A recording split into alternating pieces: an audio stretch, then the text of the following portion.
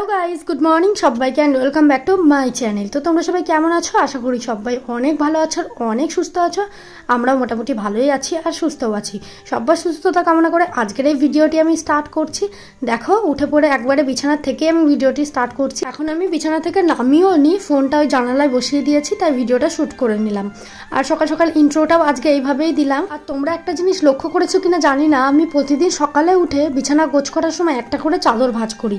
কেন বলো তো? কেন জানি না, আমার 12 মাস একটা করে চাদর লাগে। ভোরের দিকে হালকা হালকা কেমন জানি ঠান্ডা ঠান্ডা করে, পা দুটো না ঢাকা পর্যন্ত আমার ঠিকঠাক শান্তি হয় না।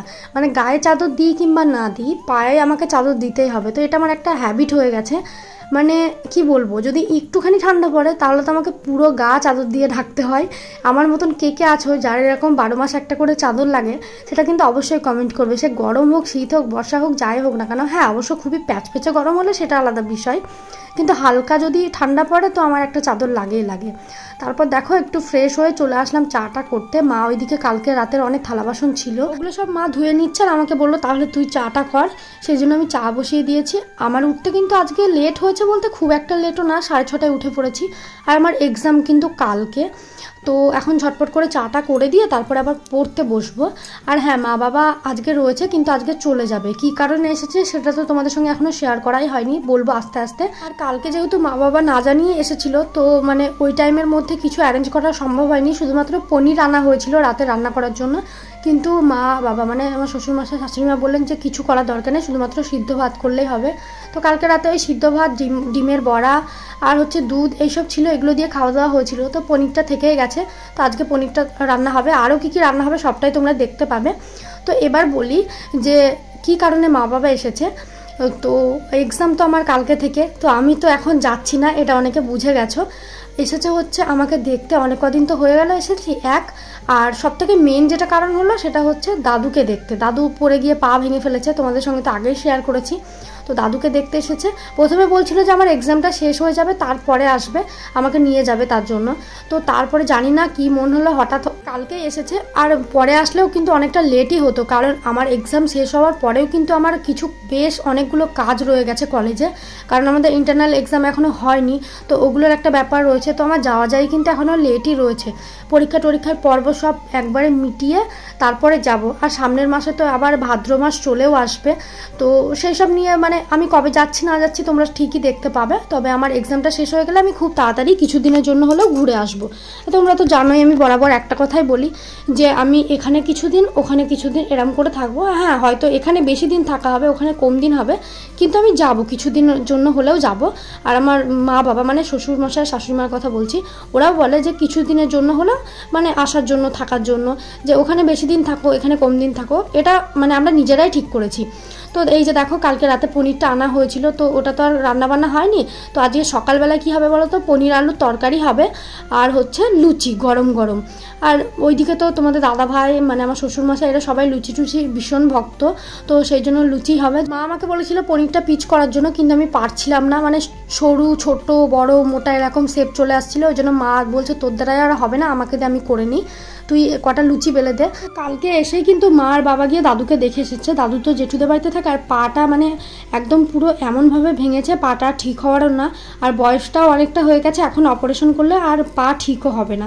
তো ওইভাবেই যতদিন থাকতে হবে, কিছু করার নেই। মানে নিজের দোষে পাটা ভেঙেছে, তোমাদের তো আগেই সবটা বলেছি যে দাদুর মানে এতটাই চোখ বলো, কান বলো, গলার স্বর বলো এতটাই স্ট্রং যে এতটা যে বয়স দেখে বোঝাই যেত না।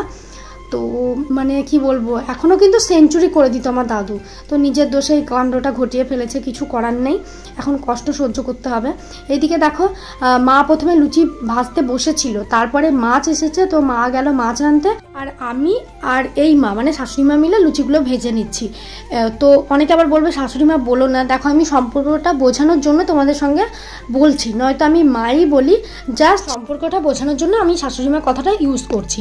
তো দেখো, মা মাকে বললাম যে তুমি সরি আমি তো তুমি বলি না আপনিই বলি, মাকে বললাম যে আপনি লুচিগুলো ভেজে নিন আর আমি বেলে দিচ্ছি। যেহেতু আমি বেলতে পারি কিন্তু ভাজতে পারি না বলাটা ভুল হবে, আমি কোনোদিন ট্রাই করিনি, কি হয়ে যাবে তখন দরকার নেই, তার থেকে আমি যে কাজটা পারি আমি সেই কাজটাই মন দিয়ে করি। তো লুচিগুলোকে এখন ঝটপট করে বেলে নিচ্ছে আর ওইদিকে দেখতে পাচ্ছ মা ভেজে নিচ্ছে। আর আমার মা গেছে মাছ আনতে, তো মাছ নিয়ে আসুক, মা আস্তে আস্তে আমার মনে হয় এগুলো আমাদের সারা হয়ে যাবে। তো আমার এখন আর যাওয়া হলো না, এটাই বলছিলাম যে আপনারা বললেন যে কয়েকদিন পর আসবো, তাহলে তো আমারও কিছুদিন যাওয়া হতো। তো বললো ঠিক আছে তুমি এক্সাম দিয়ে নাও, তারপরে ফোন করবা, আমি এসে নিয়ে যাব। আমাকে তো বাবা নিতে আসে, আগেরবার তো বাবা মা দুজনেই এসেছিলো। তো দেখি এক্সামের পর্ব কবে শেষ হয়, না হয় শেষ হলে আমি খুব শীঘ্রই কিছুদিন গিয়ে ঘুরে আসবো। এইদিকে দেখো যে তরকারিটা করা হবে, তার জন্য আলুগুলোকে এইভাবে ডুমডুমু করে কেটে নেওয়া হলো। মানে দারুণ লাগবে কিন্তু আলু আর পনিরের তরকারির সঙ্গে লুচি, মানে একদম পুরো জমে যাবে। যদিও আমরা ঘুগনির সঙ্গে লুচিটা বেশি খাই। তো এই দিকের পর্বগুলো সামলাতে সামলাতে আমার কিন্তু পড়তে বসাই হচ্ছে না, জানি না আমার কপালে কী দুঃখ রয়েছে। তো কি আর করা যাবে। হ্যাঁ, তোমাদের সঙ্গে আমি আগের দিনের ভিডিওতেই বলবো ভেবেছিলাম কোন কলেজে আমার সিট পড়েছে, কিন্তু আমি বলে উঠতে পারিনি, মানে এডিটিং করার সময় আমার খেয়াল ছিল না একটুও। তো এই ভিডিওতে আমি বলে দিচ্ছি আমার সিট পড়েছে কৃষ্ণনগরে, আর কলেজের নাম হলো ঋষি অরবিন্দ কলেজ অফ এডুকেশন। প্রথমে সিট পড়েছিল অন্য একটা কলেজে, আনন্দময়ী কলেজ, আনন্দময়ী বিএড কলেজ, সেটা আলাদা।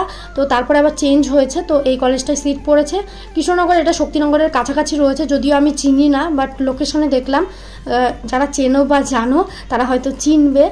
তো যাওয়া যাবে, দেখা যাবে কেমন কলেজটা কি না। কিন্তু আগে যে কলেজটা হওয়ার কথা ছিল সেটা কিন্তু দারুণ ছিল, আমি গুগলে দেখেছিলাম। তো এটা কেমন হবে কি না হবে জানি না, তবে একটা জিনিস সুবিধা হলো বাড়ির কাছাকাছি, খুব একটা প্রবলেম হবে না। 3 দিনের এক্সাম রয়েছে, 2 দিন পর পর, মাঝখানে 1 দিন গ্যাপ, তারপরে আবার এক্সাম। আগের দিনের ভিডিওর প্রথমেই আমি বলেছিলাম যে কলেজের নামটা বলবো, কিন্তু আমার একদমই খেয়াল ছিল না। ভিডিও পোস্ট করার পরে আমার মনে পড়ছে মা আমি তো কলেজের নামটাই বলতে ভুলে গেছি।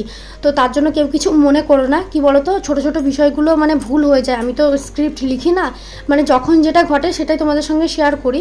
তোমাদের সঙ্গে কথা বলতে বলতে ব্রেকফাস্ট কিন্তু বানানো হয়ে গেছে, মানে লুচি তরকারি সমস্ত কিছু কমপ্লিট হয়ে গেছে। মায়ের শরীরটা যেহেতু একটু খারাপ, জ্বর থেকে উঠেছে সবে, ঠিকঠাক মতো খাওয়া দাওয়া করেনি, তাই একটু হেল্প করে দিচ্ছে আমি, যদিও আমার নিজের এক্সাম রয়েছে, পড়া তো হচ্ছেই না এদিকে। তাই মাছটা আমি বললাম ঠিক আছে আমি ধুয়ে দিচ্ছি, আমি কিন্তু কোনোদিন এই বড় মাছ কখনোই ধুইনি, এই প্রথমবার বসলাম, মাকে ভালো করে জেনে নিয়ে আসলাম কি কি করতে হবে না করতে হবে। এইভাবে মনে হয় একদিন টুকটুক করে আমি একদিন গৃহিণী হয়ে উঠবো। আগের দিনের ভিডিওতে আমি বলেছিলাম, মানে বেবি নিয়ে কয়েকটা কথা বলেছিলাম, তোমরা আমার কাছ থেকে জানতে চেয়েছিলে যে দিদিভাই বেবি কবে নিচ্ছ, সেটার উত্তর দিয়েছিলাম যে হ্যাঁ এখনও কোনো প্ল্যানিং নেই, কিছুদিন পরে নেব। সেখানে একটা লোক, এতটা নোংরা একটা লোক একটা কমেন্ট করেছে যে ভিউসের জন্য এত কিছু, যে বর বাড়িতে নেই তাই এসব বেবির কথা বলছো। আমি কিন্তু কোনো বেবির কথা বলিনি, আমার সাবস্ক্রাইবাররা একটা কমেন্ট করেছিল, যে একটা না অনেকে বলেছিল দিদিভাই তোমাদের বেবি নেওয়ার কবে ইচ্ছা আছে। আমি শুধুমাত্র সেই কথাটাই বলেছিলাম যে আমাদের বেবি নেওয়ার এখন মানে এখনও দেরি আছে, কমসে কম 2 বছর তো হবেই তারপরে। তো এই কথাটা নিয়ে মানে সে আমাকে এমন নোংরা একটা, মানে আমার কথাটা কোনো নোংরা না, কিন্তু যে আমাকে কমেন্টটা করেছে তার কমেন্টটাই নোংরা, এখান থেকেই বোঝা গেল। এত রাগ ওঠে না এইসব ধরনের কমেন্ট দেখলে, এরা ভিডিও দেখে না কিছু না, শুধুমাত্র থাম্বনেলটা দেখে কমেন্ট করতে চলে আসে। এরা কোথা থেকে আসে, কোন মঙ্গল গ্রহের যে প্রাণী এরা, আমি এটাই ভেবে পাই না, খুবই রাগ লেগে যায়, মানে পুরো ভিডিও না দেখে যারা কমেন্ট করতে আসে। যাই হোক, এইদিকে দেখো মা খেতে দিয়ে দিয়েছে, বাবা খেতে বসে পড়েছে, আর আমি এখনো খাইনি, আমি একটু ব্যাংকে যাবো, আবার খুবই আর্জেন্ট একটু দরকার রয়েছে, সেই জন্য মাকে বললাম থাক আমি পরে খাবো, তোমরা খেয়ে নাও আমি এসে খাবো। কিন্তু এরা তো আমাকে ছাড়তেই চাইছে না, হ্যাঁ একটা হলেও খেয়ে যাও, মাও বলছে খেয়ে যা, একটা হলেও খেয়ে যা, এসে ঠান্ডা হয়ে যাবে। তো আমি বলছি ঠিক আছে আমি এসে খাবো, আমার খুবই আর্জেন্ট একটা কাজ। যাই হোক, আর ওইদিকে মার নিচে খেতে বসেছে, কারণ মা নিচে অভ্যস্ত। দেখবে আমরা সবাই কিন্তু মানে টেবিলে খাওয়া এই জিনিসটা পছন্দ করি না, কি বলতো, টেবিলে খাওয়াটা যারা জিন্স টিন্স পরে, মানে ছেলেদের পক্ষে ঠিক আছে, নিচে বসতে খুবই অসুবিধা হয়, কিন্তু আমরা তো গ্রামের, আমরা মাটিতে কিংবা মেঝেতে আসন পেতে বসে খেতে বেশি অভ্যস্ত। আমার ওই বাড়িতেও কিন্তু বিয়েতে ডাইনিং টেবিল দেওয়া হয়েছে, সেটা এখনও সেট করা হয়নি, ফালতু সেট করে আবার রুম টুম ঠিক হবে যখন, আবার এটাকে খোলো এই করো ওই করো, তার জন্য আর সেট করা হয়নি। একবারে যখন সব কিছু ঠিকঠাক হয়ে যাবে তখন সেট করা হবে। ওই বাড়িতেও আমরা মেঝেতেই বসে খাই, যদিও ডাইনিং টেবিল চেয়ার সবই আছে, কিন্তু এখনও সেট করিনি। আর এই যে দেখতে পাচ্ছ মা নিচে বসে খাচ্ছে, আমরা সবাই নিচে বসে খেতে অভ্যস্ত, আমি মাঝে মধ্যে টেবিলে খাই, খুবই কম। তো এইদিকে দেখো খাওয়া দাওয়া কমপ্লিট করে মা বাবা বাড়ি চলে যাচ্ছে, 3:30 ট্রেনে যাবে। আর খাওয়া দাওয়ার মেনুতে আজকে ছিল, দুপুরে রান্নাবান্নার কিছু শেয়ার করিনি। তো দুপুরের মেনুতে ছিল হচ্ছে মাছের ঝোল আর পটল ভাজা আর ওই পনির আলুর তরকারি ছিল। ওটাই কি বলতো, মানে আমি পড়াশোনার মধ্যে ছিলাম, তার জন্য আর ভিডিও শ্যুট করা হয়নি। তো মা বাবা চলে গেল, আর আমি কিন্তু এখনও স্নান টান করে উঠিনি। আজকে যদিও বাড়ি যাবে না, ওইদিকে আমার একটা পিসি শাশুড়ির বাড়ি রয়েছে, তো সেখানেই থাকবে। আমি বললাম যে আজকের দিনটা থাকার জন্য, কিন্তু থাকলো না। মা আমাকে যাওয়ার সময় 100 টাকা দিয়ে গেছে। শুধু মা না, মানে আমি যখন ওখান থেকে আসি মা বাবা দুজনেই দেয়, বা কোথাও গেলে হয় বাবা আসলে বাবা দেয়, কিংবা মা আসলে মা দেয়, মানে এরকম দেয়। মানে সেই বাচ্চাদের মতন এখনও আমাকে যাওয়ার সময় বা আসার সময় টাকা দেয় আর কি। মানে আমি এখনও বাচ্চাই রয়েছি, বুঝতে পারছো তো? তাহলে আমি কি করে এখন বাচ্চা নিই? তো নেব পরে, এখনও দেরি আছে। এটা আবারও বললাম তোমাদেরকে, কারণ ওই যে ওই নোংরা কমেন্টটা নিয়ে কথা উঠলো, তার জন্য আরোই বললাম। তো তারপর দেখো আমি স্নান টান করে চলে এসেছি। আজকে প্রচুর লেট, মানে এতটা লেটে স্নান বোধহয় আমি কখনো করিনি। তারপরে আবার মাথাটা শ্যাম্পুও করেছি, কারণ মাথায় তেল দেওয়া ছিল। কালকে যেহেতু এক্সাম দিতে যাবো, অত সকালে মাথা শ্যাম্পু করার আমি টাইমও পাবো না, তার জন্য আজকেই করে নিলাম। আর এইদিকে দেখতে পাচ্ছ নিমকি আর নাড়ু, এগুলো তো আমার খুবই প্রিয় একটা জিনিস, তার জন্য মা যখন এসেছিল আমার জন্য নিয়ে এসেছে। আর ওখানে গেলে তো আমাকে বানিয়ে দেয়, তোমরা জানো। আর আমি যখন কলেজে যাই না, আমার বান্ধবীরা আমাকে বলে তুই কি ভাগ্য করে একটা শাশুড়ি পেয়েছিস রে, যখনই যাস দেখবো নিমকি বানিয়ে দিচ্ছে, নাড়ু বানিয়ে দিচ্ছে, তারপরে এই জামা কাপড় বলছিস কেচে দেয়, এই করে দেয়, হ্যান করে দেয়। কত ভালো, কত সুন্দর কপাল, তাই না? এগুলো শুনতেও না কখনো কখনো ভীষণ ভালো লাগে। স্নান সেরে ঠাকুরকে জল দিয়ে উঠলাম দেখতে পেলে, আর এবার খাওয়া দাওয়া করবো। আজকে সত্যি কথা বলতে প্রচুর লেট, 4টে বাজতে চললো। এখন আমি স্নান করে ঠাকুরকে জল দিলাম, অনেক লেট হয়ে গেছে। সকাল থেকে একটু ব্যস্ত ছিলাম, মায়ের শরীরটা তো খারাপ ছিল, তো টুকিটাকি হেল্প করতে হচ্ছিল। আবার পড়তেও বসা হয়নি, আমার কালকে এক্সাম, আর আজকেও আমি ভিডিও শ্যুট করছি। তো ভাবলাম মা বাবা আসলো যখন একটুখানি ক্যাপচার করে রাখি, তার জন্য ভিডিওটা শেয়ার করা। আর আমার যাওয়ার এখনও দেরি আছে, কবে যাচ্ছি না যাচ্ছি সবটাই বলবো তোমাদেরকে। এক্সামটা দিয়ে নিই, তারপরে তোমরা দেখতে পেয়ে যাবে। তো চলো ভিডিওটা আর বেশি বড় করব না, যতটুকু যা হয়েছে তোমরা ম্যানেজ করে নিও, কারণ কালকে থেকে তো এক্সাম।